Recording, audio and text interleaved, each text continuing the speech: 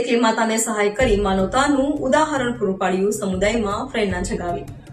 સુરતના સલાબતપુરા વિસ્તારમાં પોલીસે સામાજિક સંવેદનશીલતાનું અનોખું ઉદાહરણ પૂરું પાડ્યું છે। ઉમરવાડાની ઉમા રાઠવા નામની મહિલા, જેમના પુત્રએ કિન્નરની હત્યા કરી જેલમાં સજા ભોગવી રહ્યો છે, તે એકલી રહી ગઈ હતી। આવી સ્થિતિમાં સલાબતપુરા પોલીસે તેમની જવાબદારી લીધી। દર મહિને પોલીસ ઉમાના ઘરે મુલાકાત લઈ રાશન, દવાઓ અને જીવન જરૂરી ચીજવસ્તુઓ પૂરી પાડે છે। આ પહેલથી એકલી માતાને આર્થિક અને સામાજિક સહારો મળ્યો છે। પોલીસનું આ દયાળુ વર્તન ગુનાથી પ્રભાવિત પરિવારોની વ્યથા ઓછી કરવાનો પ્રયાસ છે।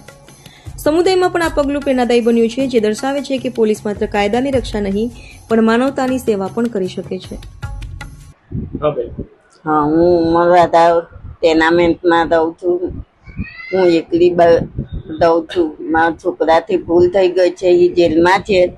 પોલીસ સાહેબ મને હર મહિને રાશન પાણી ભરાવી દે છે, મારું ખૂબ ખૂબ ધ્યાન રાખે છે। તે અત્યાર સુધીમાં 4 થી 5 વાર મને રાશન પાણી આપી ગયા, જરૂરિયાતની વસ્તુ પણ આપી જાય છે। મને ઘરે બેઠા મને બહુ સારો લાગે। ખૂબ ખૂબ આભાર।